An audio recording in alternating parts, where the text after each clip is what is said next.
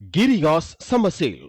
Buy any AC and get free 2 nights, 3 days holiday package. தற்போது நம்முடைய இணைப்பில் மூத்த பத்திரிகையாளர் திரு தராசு ஷியாம் இணைந்திருக்கிறார். அவரிடம் பேசலாம். சார் வணக்கம். வணக்கம். காங்கிரசும் இதுல களம் இறங்கி இருப்பதாக ஒரு தகவல் இருக்கிறது. உச்சநீதிமன்றத்தை நாடலாம், ஆளுநர் அழைக்கலனா அப்படின்னு அவங்க முடிவு செஞ்சிருக்கிறதாகவும் ஒரு தகவல் இருக்கிறதே, எப்படி பாக்குறீங்க? உச்சநீதிமன்றத்தை நாடுவதாக இருந்தால் புதன்கிழமை நாடி இருக்க வேண்டும். இப்போது இன்றைக்கு சனிக்கிழமை. உச்சநீதிமன்றம் ஏற்கனவே கோடைகால விடுமுறையில் இருக்கிற விஷயம். இப்போது நாடி மென்ஷன் பண்ணாலும் அதை திங்கக்கிழமை மென்ஷன் பண்றதா வச்சுக்கிட்டீங்கன்னா புதன்கிழமை அடுத்த மாசத்துக்கு டேட் போடுறதுக்கும் வாய்ப்பு இருக்கு. இப்ப ரொம்ப அவசரம் என்னன்னா நாளையோட காலக்கெடு முடியுது. அதுக்கு பிறகு அரசு இல்ல, நிலையான அரசோ இல்ல மக்களால் தேர்ந்தெடுக்கப்பட்ட அரசோ இல்லைன்னா அப்புறம் மத்திய அரசாங்கம் எடுக்கிற முடிவு தான். இந்த அவசரங்கிறது ரொம்ப ரொம்ப முக்கியம். அதனாலதான் இதை இவ்வளவு நாள் இழுத்து கொண்டு வராங்கன்னு தான் நான்லாம் சந்தேகப்படுறேன். இப்ப டிடிவி குற்றச்சாட்டு வைக்கிறாரு, ஏஐ வீடியோ என் கையெழுத்தே இல்லை. இது எல்லாமே ரெண்டு தரப்புங்க. ஒரு தரப்பு இது ஒரிஜினல் கையெழுத்துன்னு சொல்லுது, நாங்க எடுத்தது வீடியோன்னு சொல்லுது. ஒரு தரப்பு ஏஐ வீடியோன்னு சொல்லுது. அப்படின்னா நீங்க ஃபோரன்சிக்கு போகணும், சிக்னேச்சர் எக்ஸ்பர்ட் கிட்ட போகணும். எவ்வளவு டைம் எடுக்கும்? அது மாசக்கணக்கில் வருஷக்கணக்கில் கூட ஆகும். அது வரைக்கும் ஒரு அரசு அமைவது காத்திருக்குமா? ஜனங்களோட விருப்பத்தை நம்ம பார்க்கணும். ஜனங்களோட விருப்பம் ஒரு கட்சிக்கு 108 இடம் கொடுத்துருக்காங்க.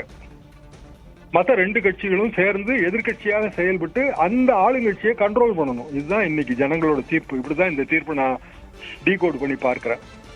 108க்கு ஆப்போசிட் நம்பர். கிட்டத்தட்ட 234 தொகுதியில 108 கழிச்சுட்டு பாத்தீங்கன்னா மிச்சம் எல்லாமாக சேர்ந்து எல்லா கட்சிகளும் இருக்கு. காங்கிரஸ் கட்சி அதுக்கு பிறகு 5 போயிருக்கு. ஆனா நான் தேர்தல் ரிசல்ட் வச்சு பேசுறேன். அப்ப என்ன அர்த்தங்க? ஒரு ஆளுங்கட்சிக்கு மெஜாரிட்டி கிடையாது, எதிர்கட்சிகளை அவங்களை கண்ட்ரோல் பண்ணுங்க. நல்ல விஷயம் தான். நம்ம ஜனநாயக பரிசோதனை இது வரைக்கும் நம்ம பார்த்தது இல்லை, அவ்வளவுதான். அப்ப இப்போ ஆட்சி அமைப்பதில இருந்து விஜயை தடுத்து நிறுத்தினாலோ இல்ல தாமதப்படுத்தினாலோ மக்கள் கோவப்படுவாங்க. அவங்களுக்கு இதெல்லாம் தெரியாது. இதுல இருக்கிற நைசிட்டிஸோ இல்ல கான்ஸ்டிடியூஷனல் ஸ்கீமோ தெரியாது. விஜயை ஆட்சி அமைக்க விடாம எல்லாரும் சதி பண்ணி கெடுத்துட்டாங்க. அந்த சதிக்கு இவங்க எல்லாம் காரணம். தேர்தல் அடுத்த தேர்தல் விஜய்க்கு தம்பிங் மெஜாரிட்டி வந்துடும். இன்றைய தேதிக்கு ஆட்சி அமைப்பது ரொம்ப அவசரம். ஏன்னா தேதி இல்லை, நாளையோட முடியுது. இவ்வளவு நாள் நீங்க கண்ணாமூச்சி ஆட்டம் மாதிரி ஆடிட்டீங்க. அமித்ஷா ஆட்டம் அருளேக்கர் வழியா நடந்துகிட்டே இருக்கு. மக்கள் இதை பார்த்துக்கிட்டே இருக்காங்க. அவங்க ஒரு தெளிவான முடிவுக்கு வருவாங்க. மக்களின் கோபத்தை சம்பாதித்து விடாதீர்கள்ங்கிறதா நான் அரசியல் கட்சி கொடுக்குற அட்வைஸ்.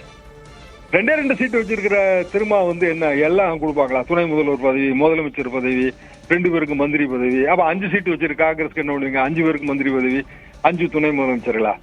ஆட்சிக்கு வெளியில இருந்தா ஆதரவு கொடுக்கணுங்க. ஆட்சியை அமைக்கட்டும். ஆட்சியில் உள்ள தவறுகளை சுட்டிக்காட்டி சரியான கடிவாளங்களாக, சரியான செக் அண்ட் பேலன்ஸாக நீங்கள் செயல்படுங்க. இதுதான் மக்கள் தீர்ப்பு. அதை இவங்க புரிஞ்சு நடக்கணும். நடக்க மறுக்கிறார்கள். இன்னும் சற்று நேரத்துல விசிக தன்னுடைய முடிவை அறிவிக்கும்னு எதிர்பார்க்கப்படுகிறது. விசிக என்ன முடிவை எடுக்கும்? அதை பொறுத்து அடுத்தடுத்த நகர்வுகள் மாறுவதற்கான வாய்ப்புகள் ஏதேனும் இருக்கிறதா திரு ஷியாம்? விசிகாவை பொறுத்தவரை 2 எம்எல்ஏக்கள், சிபிஐ சிபிஎம் விசிகா 3 ஒரே பிளாக்னு திருமாவளவன் தான் சொன்னாரு. மார்க்ஸ் சிலைக்கு மாலை போடும்போது அவர் சொன்னாரு, நாங்க 3 பேர் சேர்ந்து ஒரே முடிவு தான் எடுப்போம்னாரு. சிபிஐ சிபிஎம் முடிவை எடுத்து சொல்லியாச்சு. அப்ப அந்த முடிவை தானே இவர் ஃபாலோ பண்ணும். இப்பதானே சொன்னாரு, 3 நாளைக்கு முன்னாடி தானே சொன்னாரு. இப்ப அவங்க முடிவு ஆட்சிக்கு ஆதரவு, வெளியில இருந்து ஆதரவு, நாங்க எதிர்கட்சியா செயல்படுவோம். அதே முடிவு தான் இவரும் எடுக்கணும். அதை தாண்டிய வேற முடிவு எடுத்தாரு அப்படின்னா இவர் வெகுஜன விரோதத்தை சம்பாதிக்க போறாருன்னு அர்த்தம். அதுபோக திருமாவோட ஓட்டு வங்கியும் டிவிகே ஓட்டு வங்கியும் ஒன்னோட ஒண்ணு கிராஸ் ஆகி கிடக்கிற ஓட்டு வங்கி. திருமாவுக்குமே அது நல்லது இல்ல.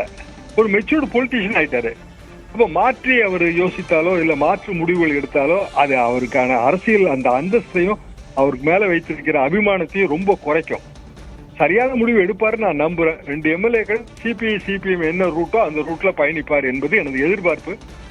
அரசியல்வாதிகள் எதிர்பார்ப்புகளுக்கு அப்பாற்பட்டவர்கள். சரி, இவையெல்லாம் ஒரு பக்கம் இருக்க, அதிமுகவுடைய எடப்பாடி பழனிசாமியுடைய வீட்டுல தற்போது சட்டமன்ற உறுப்பினர்களுடைய கூட்டம் நடைபெற்று வருது. ஆலோசனை கூட்டம். புதுச்சேரி ரெசார்ட்ல இருந்து சென்னைக்கு வந்திருக்காங்க அதிமுக எம்எல்ஏக்கள். என்னென்னவெல்லாம் பற்றி விவாதிப்பதற்கான வாய்ப்பு இருக்கிறது இந்த ஆலோசனை கூட்டத்துல? உங்கள் பார்வை. அதிமுகவுக்கு வேற வாய்ப்பு இல்லைங்க. அதிமுக திமுக கோர் எம்எல்ஏக்களை கூட்டினாலும் 103 104 தாங்க வருது. அப்ப அவங்க வந்து 2 பேரும் இணைந்தார்கள்னா அவங்க கூட்டணி கட்சிகள் என்ன முடிவு வேணாலும் எடுப்பாங்க. ஏன்னா அது பிறகு அவங்கள நம்ம பைண்ட் பண்ண முடியாது. இப்ப 2 தரப்புலையும் இருக்கிற களத்துல இருக்கிற செயல் வீரர்கள் ஒருவருக்கொருவர் எதிராக களமாடியவர்கள். அவங்கள நீங்க எப்படி இணைப்பீங்க?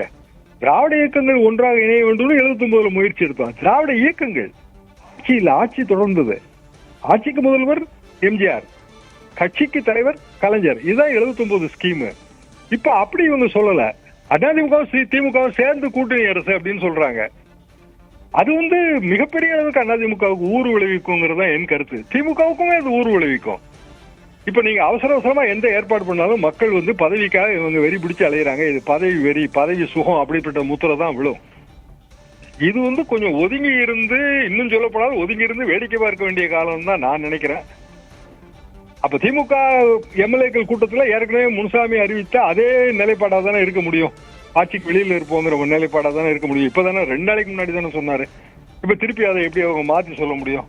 அப்ப தொடர்ந்து நிலைப்பாடுகளை மாத்திக்கிட்டே போறாங்களா? அந்த கேள்வியெல்லாம் வரும் இல்லைங்களா? ஏன் இந்த குழப்பம்னு கூட எனக்கு உண்மையிலேயே புரியல. அர்லேக்கர் ஆரம்பிச்சு வச்ச குழப்பம் இப்ப அரசியல் கட்சிகளுக்கு ஒரு வியாதி மாதிரி வந்துருச்சு. ஆளுநர் அடுத்த கட்டமாக என்ன பண்ணுவார் திரு ஷியாம்? ஒரு பக்கம் தமிழக வெற்றி கழக தலைவர் விஜய் 3வது முறையாக நேற்று நேர்ல போய் ஆட்சி அமைக்க அழைப்பு விடுக்கணும்னு கேட்டிருக்காரு. மறுபுறம் டிடிவி தினகரன் 2 முறை நேற்று ஆளுநரை சென்று சந்திச்சிருக்காரு. மோசடி குற்றச்சாட்டையும் தாவேக மேல முன் வச்சிருக்காரு. ஆளுநருடைய அடுத்த கட்ட நகர்வு என்னவாக இருக்கும்னு நினைக்கிறீங்க?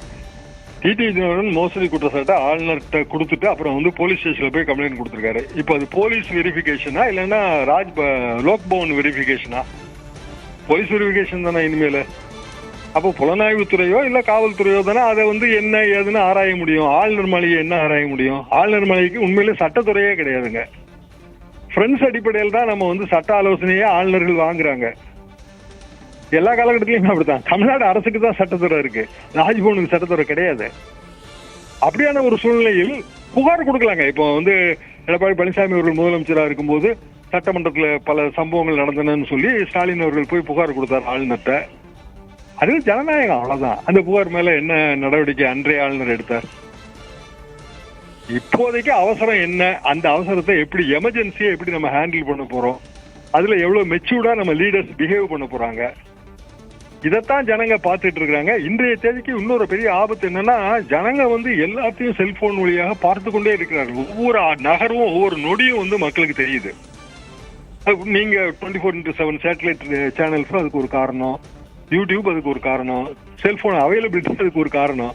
அப்ப அவங்க ஒரு ஒப்பீனியன் ஃபார்ம் பண்ணிட்டே வராங்க. அதை வந்து தலைவர்கள் புரிந்து கொள்ள வேண்டும். முக ஸ்டாலின் புரிந்து கொண்டு விட்டதாகத்தான் நான் நினைக்கிறேன். ஏன்னா அவரோட அறிக்கைகள் எல்லாம் ரொம்ப பெரிய தெளிவு தெரியுது. மற்றவர்களுக்கு என்ன குழப்பம்னு தெரியல. அதிமுக தெளிவுபடுத்திடுங்கிறதா என் கருத்து. திமுகவும் தெளிவுபடுத்தி விடும் தான் நான் எதிர்பார்க்கிறேன். அப்படின்னா இன்றைக்கே வந்து ஆளுநர் அவர் ஆட்சி அமைப்பதற்கான இன்வைட்டை கொடுக்கணும். அவருக்கும் அவசரமான வேலை வந்து கேரளால இருக்கு. அவர் அங்க முதலமைச்சருக்கு பதவி பிரமாணம் செய்து வைக்க வேண்டும். இந்த அவசரங்கிறது ஒரு நல்ல முடிவு எடுக்கப்படும் என்று நான் நினைக்கிறேன். அப்படி இல்லைன்னா இதன் பின்னணியில பிஜேபி இருக்கு, அமித்ஷா இருக்கு, அந்த குற்றச்சாட்டு தான் எழுதும்.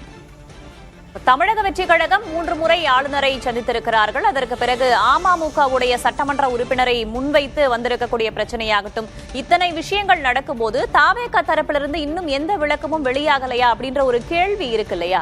என்ன நடந்திருக்கணும் திரு ஷியாம்? தாவேகா வந்து ஒரு வீடியோ வெளியிட்டு அது அவர் காமராஜ் அவர்கள் அதுல இருந்தாரு. டிடிவி சொல்லாம காமராஜ் போய் கையெழுத்தெல்லாம் போட்டிருக்க மாட்டாருங்க. அது எப்படிங்க போடுவாங்க? 2 பேரும் உறவினர்கள், ஒரே ஊர்க்காரங்க. அதுக்கான வாய்ப்பெல்லாம் கிடையாது. நானும் அந்த பகுதியை சேர்ந்தவங்கிற முறையில நான் இதை சொல்றேன். சோ ஏதோ ஒரு வகையில டிடிவி ஓகே சொல்லியிருக்காரு, அவர் போயிருக்கிறாரு. அதுக்கு பிறகு ஏதோ ஒரு வகையில வந்து அவருக்கு மனமாற்றமோ இல்ல ஒரு அழுத்தமோ வந்திருக்கு. அப்ப இவர் வேணான்னு சொல்றாரு. அதுல ஒன்றும் பெரிய விஷயம் இல்லைங்களே. அந்த ஒன்றை கழிச்சிட்டு மீதி இருக்கிறதுக்கு போட வேண்டியதுதான். மெஜாரிட்டியே காட்ட வேணாங்க, அதான் உண்மை. சிங்கிள் லார்ஜஸ்ட் பார்ட்டி போதும். வெறும் 96 எம்எல்ஏ வைத்து அன்றைய ஆளுநர் குரானா அவர்கள் ஜானகி அம்மையாரை எப்படி முதலமைச்சரா பதவி பிரமாணம் செய்து வைக்க அழைத்தார்கள். 122 எம்எல்ஏக்கள் எடப்பாடி பழனிசாமிகிட்ட இருந்தாங்க 2017. 18 எம்எல்ஏக்கள் வெளியில போனாங்க டிடிவி தலைமையில. 122 18 போனா எத்தனை நம்பர் மிஞ்சிச்சு? அது என்ன மெஜாரிட்டி மார்க்கா? சட்டமன்றத்தில் மெஜாரிட்டியை நிரூபிக்கணும்னு ஏன் அன்றைய ஆளுநர் உத்தரவே போடல? எத்தனையோ உதாரணங்கள் இருக்குங்க. வசதிக்கேற்ப அதை மறந்து விடுகிறார்கள் அல்லது மறைத்து விடுகிறார்கள். இப்ப டிடிவி தினகரன் முன்வைத்திருக்கக்கூடிய மோசடி குற்றச்சாட்டோ அல்லது அவர் கொடுத்திருக்கக்கூடிய புகாரோ ஏதேனும் சிக்கலை ஏற்படுத்துமா? எனக்கு தெரிந்து அவர் கொடுத்திருக்கிற புகார் ஆளுநரிடம், அது பெரிய சிக்கலை எல்லாம் ஒன்றும் ஏற்படுத்தக்கூடாது. ஆளுநர் மாளிகை போலீஸ் ஸ்டேஷன் கிடையாது. போலீஸ் ஸ்டேஷன்ல புகார் கொடுத்திருக்கிறாரு. புகார் கொடுத்தவர் தான் அதுக்கான எவிடன்ஸ் எல்லாம் கொண்டு போய் கொடுக்கணும். எதிர்த்தரப்பு அதுக்கான சாட்சியங்களை கொண்டு வந்து கொடுப்பாங்க. அது ஒரு லாங் ப்ராசஸ். சட்டம் தன் கடமையை செய்யும், ஆனா சுலோவா தான் செய்யும். அது வேற விஷயங்க. இன்றைக்கு எது முக்கியமோ அதைத்தான் செய்யணும். இன்றைக்கு முக்கியங்கிறது ஆட்சி அமைத்தல், மக்களை இந்த ஒரு பதற்றமான மனநிலையிலிருந்து விடுவித்தல், அதிகார வர்க்கத்தை இயங்க விடுதல். அவங்க பேசாம இருந்துருவாங்க, ஒரு வேலையும் பார்க்க மாட்டாங்க. சனிக்கிழமை ஞாயிற்றுக்கிழமை நாளைக்கு வேலையே பார்க்காட்டா எப்படிங்க ஜனங்களுக்கு நன்மை கிடைக்கும்? நம்ம எல்லாருமா சேர்ந்து ஜனங்களுக்கு தானே நன்மை செய்யணும். பரபரக்கும் அரசியல் சூழல்ல பல்வேறு விஷயங்கள் குறித்தும் உங்களுடைய கருத்துக்களை பகிர்ந்து கொண்டமைக்கு நன்றி திரிஷாம். Girigas Summer Sale. Buy any AC and get free 2 nights, 3 days holiday package.